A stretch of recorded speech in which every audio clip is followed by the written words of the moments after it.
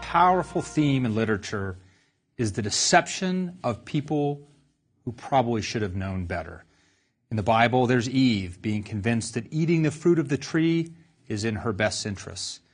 In Virgil's Aeneid, the Trojans carry the gift of a wooden horse into their gates, thus sealing the fate of their impervious city by unwittingly bringing inside a group of Greek soldiers.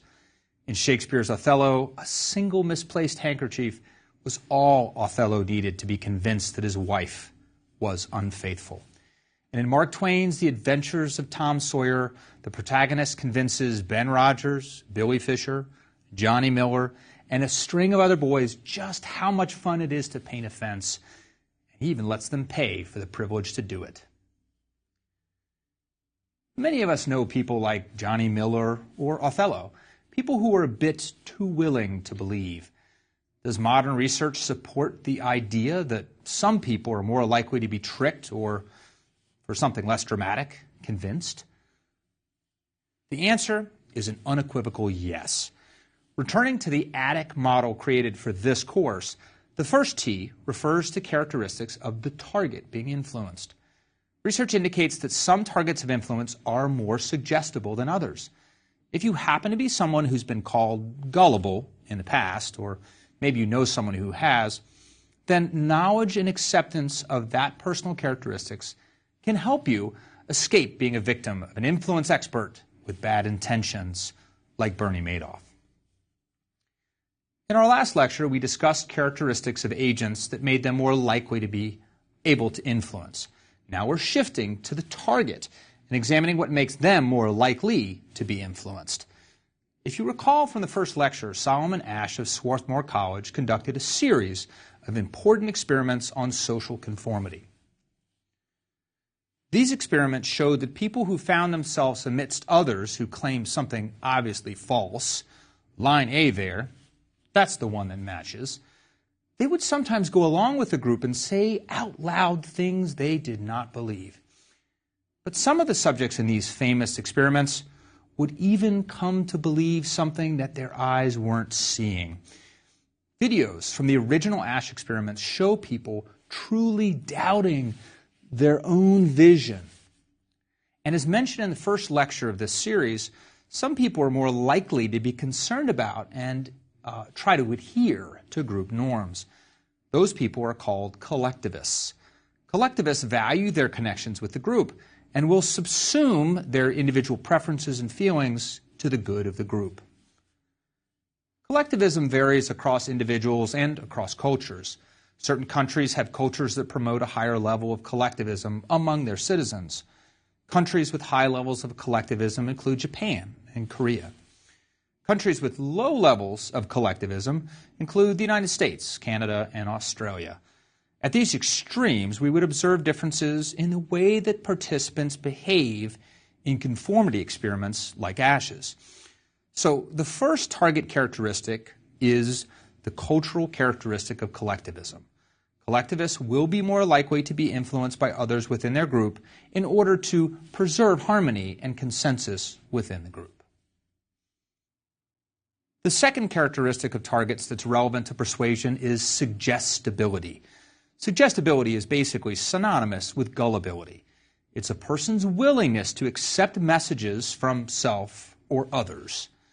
In effect, it's the likelihood that something that is seen, heard, or felt will immediately be judged as true. There are actually a few different aspects or dimensions of suggestibility. One survey measure of it is called the Multidimensional Iowa Suggestibility Scale, MISS, or MISS for short. Created and owned by Professor Roman Kotoff as part of his doctoral work at the University of Iowa, it has dimensions that include consumer suggestibility, persuadability, peer conformity, and stubborn opinionatedness. These and other dimensions cover the various ways that information can come to a person and potentially influence him from the self, from peers, and from the media. Let's discuss the four dimensions I just mentioned in turn, along with sample questions that are included in the MISS questionnaire created by Kotoff and used in research. First, consumer suggestibility is how easily one is persuaded by messages from the media about products and services. People who score high in this dimension are generally influenced by advertisements and other things they see and hear in the media. Think about yourself as you listen to the following statements and rate yourself with a number from 1 to 5, where 1 indicates not at all like me, and 5 indicates very much like me. Here's the first statement. I often get information about products from commercials. Here's another statement for you to rate. After someone I know tries a new product, I'll usually try it too. So, how much do these two statements describe you? If you rated yourself as a 4 or 5, then you are relatively high on consumer suggestibility, and you may find yourself convinced to buy new products more often than other people. While consumer suggestibility deals with advertisements and commercials, persuadability is how easily one is persuaded by information provided by your peers. People high on this are more easily convinced by others' ideas. Again, let's rate ourselves on a scale from 1, not at all like me, to 5, very much like me. I can be convinced by a good argument. I get many good ideas from others. Now, it's certainly not a bad thing if you can be convinced by a good argument. I wish more people I worked with would be. But if you answered a 4 or 5 here, then you are relatively high on persuadability. Now we move to peer conformity. This is how often you conform to your friends and colleagues in order to fit in. People high on this dimension pay attention and generally conform to what people around them are doing. 2 more items. Rate yourself, again, 1 being low and 5 being high. If you give yourself a 4 or 5, then you're high on peer conformity. My friends and I like the same thing, and I follow current fashion trends. The final dimension of suggestibility that I will discuss is stubborn opinionatedness. As reported by Professor Kotoff, this characteristic has a small but reliable negative correlation with the other dimensions that I mentioned. Having higher levels of this characteristic actually renders you less likely to be influenced by others. Rate yourself on these items. I question what I see on the news. I have strong opinions on most issues. If you gave yourself a high rating of a 4 or 5 on these items, then you are generally less suggestible than others. It's easy to witness stubborn opinionatedness in politics and in business. Perhaps the most classic example with the associated positive and negative effects is the late Apple founder and CEO, Steve Jobs. Jobs was known for having strong opinions and to fight with those around him to advance those ideas. It was his greatest strength and his greatest liability. By sticking to his vision of clean, simple, and well-controlled products, he pushed forward the iMac, the iPod, the iPhone, and the iPad, as well as the iTunes Store that supports them. Along the way, he and his company revolutionized one industry after another, pushing forward the graphical user interface in personal computing, digital music player, and the smartphone. The downside came from many people finding it hard to work for Jobs. When we think about his team trying to influence him as a target, things could get stressful. Jobs would argue and even yell. And many good people left the company because they could not take the stress and the feeling that Jobs' opinion mattered more than theirs. Fortunately, his ideas were good, so he and his company were successful. Let's review a study that examines how someone high in suggestibility differs from someone who is low on this characteristic.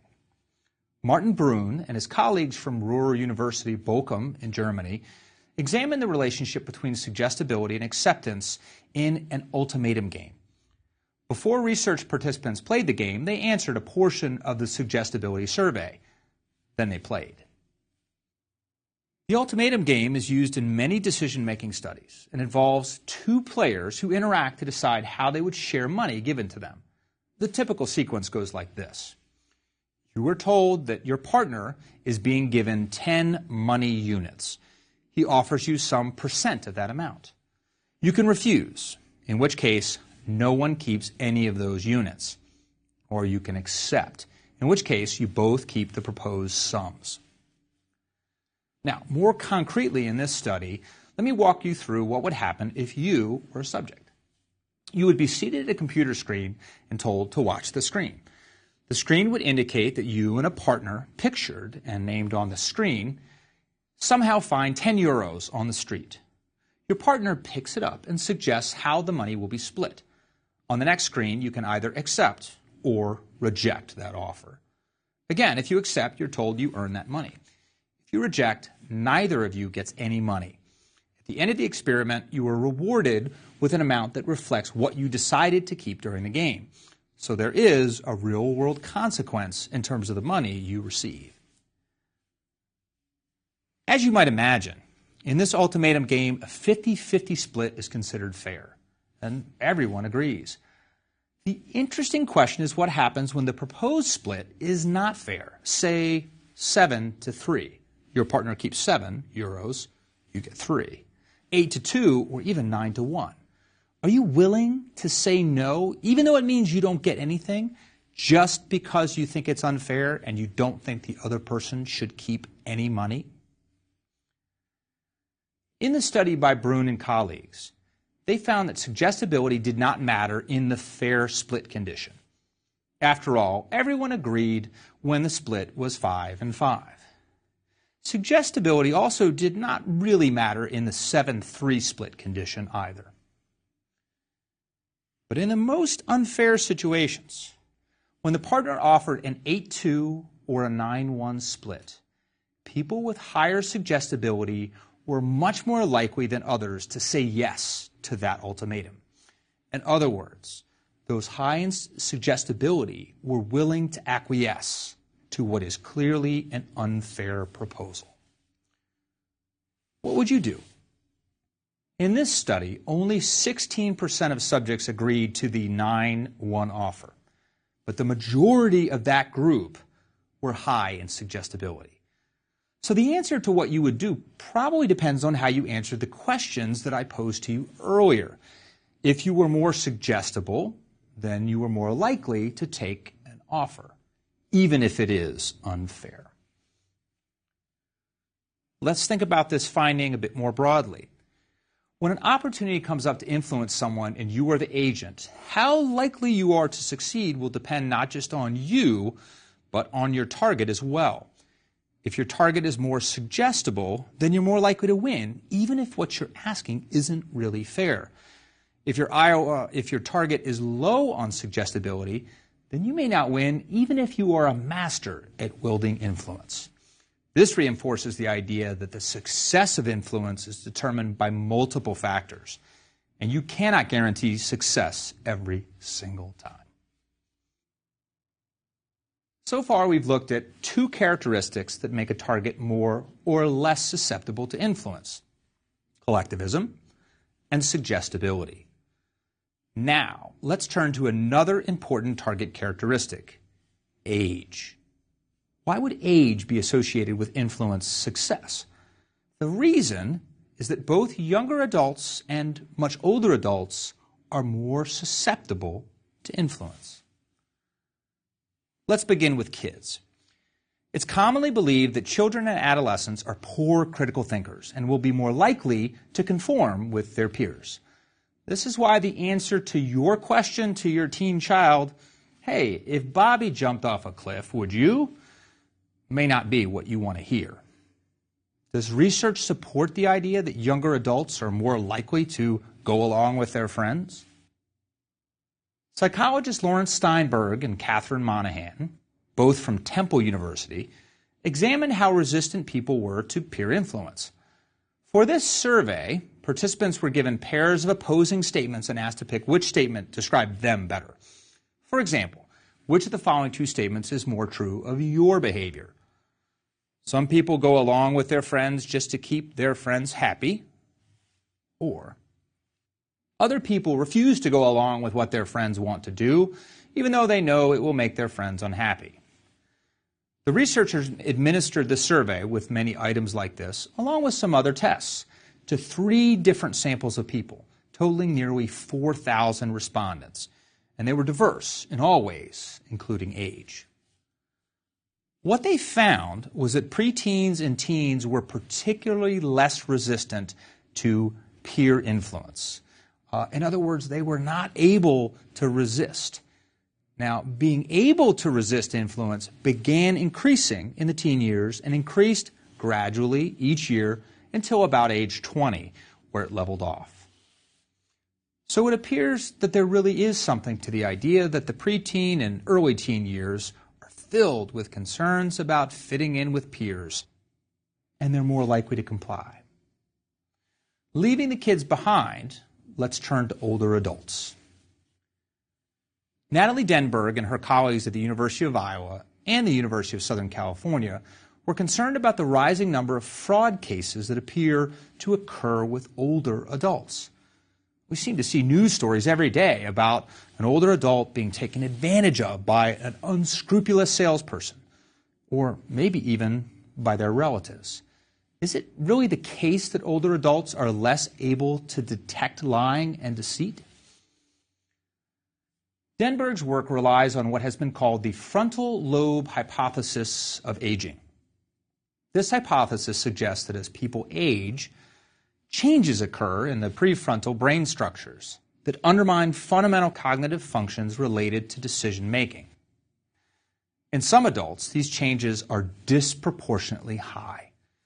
In the Denberg study, 3 groups were shown an advertisement for legacy luggage that had been reported as deceptive by the Federal Trade Commission. The 3 groups shown in the ad included a group of younger adults, age ranges from 26 to 55, a group of older adults with regular cognitive capacities. These were folks age ranges from 56 to 85, and then a group of older adults, same age, 56 to 85, but those who had been shown to have a common, often seen reduction in cognitive capacities, and this was judged by a separate task. 2 versions of the legacy luggage ad were shown, a full disclosure version and a limited disclosure version. Let me explain those 2. In the full disclosure version, the caption under the luggage read, "Legacy brings you the finest American quality luggage. After manufacture in Mexico, each piece is carefully inspected in Tennessee at our corporate headquarters before shipping to you." In the limited disclosure version, the same text was used with the exception of an omission of the phrase, "in Mexico." That particular wording was ruled by the FTC to be misleading, as it's likely to convey to consumers that the luggage is a product of U.S. origin. But recall, it was manufactured in Mexico and only inspected in Tennessee. How did the various groups do? With the full disclosure, all 3 groups picked up that the luggage was not actually manufactured in the U.S. In the limited disclosure condition, though, the older impaired group was significantly more likely to believe the luggage was made in the U.S. And as part of that study, the researchers asked about purchase intention. How likely would you be to buy this particular product? And with limited disclosure, the older impaired group had significantly higher purchase intentions than the other 2 groups. So older adults who are experiencing a natural decline in cognitive functioning are less likely to pick up on deceptive advertising, and thus more likely to be influenced to make a purchase. This makes older adults who are experiencing cognitive decline a target of choice for unethical agents. So far, we've covered collectivism, suggestibility, and age, both young and old. The last characteristic of influence targets that we'll talk about today is motivation. Motivation is a central element to the study of attitude change, how we go about changing our minds about something. For example, someone might have hated Apple computers, but over time come to love them, or used to think that Latin poetry was boring and then come to admire its austere power. Social psychologists have been studying attitude change for quite some time, and a number of useful theories have emerged. One of those is called dual process theory. As advanced by Richard Petty and John Cacioppo, this theory suggests that attitudes can change through either a central or peripheral route. Central routes are deliberate and effortful and occur when someone thinks carefully about a topic. The process here is that people collect information, deliberate, and then decide their attitudes towards that topic. Peripheral routes occur outside of attention and awareness. Typically, people change their mind via a peripheral route when something positive or negative is brought to mind while thinking about the topic. For example, if you aren't paying close attention because I'm telling you all about my latest textbook, then you might say great things about the book if I happen to be feeding you some fantastic snacks at the time. In the absence of attention, the positive experience of snacking while learning about my book may increase your positivity towards it. You in the mood for a little bite to eat? A now classic study examining central and peripheral processing was published in the Journal of Consumer Research in 1983. The study by Petty, Cacioppo, and their colleague David Schumann found that people's attitudes after viewing an advertisement could not be predicted solely by argument strength. That's the central route. Or by whether a famous endorser was used. That's the peripheral route. You had to consider whether people were motivated to pay attention. When people were made to believe that the information presented was personally relevant because they would be asked about it later, the strength of the argument mattered. Because people were motivated in that condition, they paid attention to the detail of the arguments. In this condition, having a famous endorser did not influence participants' attitudes toward the advertised product. But when people did not think the material was personally relevant to them because they were unlikely to have anything to do with what they were hearing, the argument quality didn't make a difference. Attitudes were the same whether the arguments were strong or weak, but famous endorsers did make a difference. In other words, when people aren't really paying attention, peripheral cues like endorsements make a big difference. When people are paying attention, they pay close enough attention to the argument that its quality matters. Now, if you haven't been paying close attention for the last few minutes, just know this. What I'm saying has been approved by Brad Pitt. Why the endorsement joke? As you've surely seen, product endorsements are commonplace advertising tools. Companies pay good money for them. One endorsement that I found particularly amusing was for the classic perfume Chanel No. 5. It pictured none other than a close-up of the handsome actor Brad Pitt. I'm fairly confident that Pitt doesn't wear Chanel, but clearly the executives at Chanel believe that pairing a handsome man with their brand is going to boost sales. And if people are skimming magazines and not paying much attention, it might just work. In the years since Petty and his colleagues published their paper, there have been new theories and new findings, but the basic idea is sound. People are generally less likely to be influenced by extraneous factors if they're motivated to pay attention to the real argument, the real features of the product, and so on. When targets are not motivated, they're more easily influenced via tactics that have little or nothing to do with the actual argument being used by the influencing agent. Have you ever considered why so many infomercials run on late-night TV? My first thought was that was the only time these companies could afford advertising. But TV sold merchandise is big industry. There are actually entire channels devoted to it now. It turns out that one major reason to run late-night infomercials is that viewers are often tired and thus more likely to be influenced to buy the next greatest thing because of its exhaustive and hard-to-remember list of amazing features. And the positive energy of the person selling surely helps boost influence through the peripheral route. Do I really need this new device? Who knows? But late at night, I'm more likely to be persuaded because I'm too tired to give my full attention. What we've been saying about age and motivation is further supported by a 2011 review by scholars, Guangxin Ji and David Bausch. Their review found that certain people are more likely to believe false claims in ads. Consistent with dual process theory, people who are either distracted or not motivated are more likely to be susceptible. The authors also find support for age as an important factor.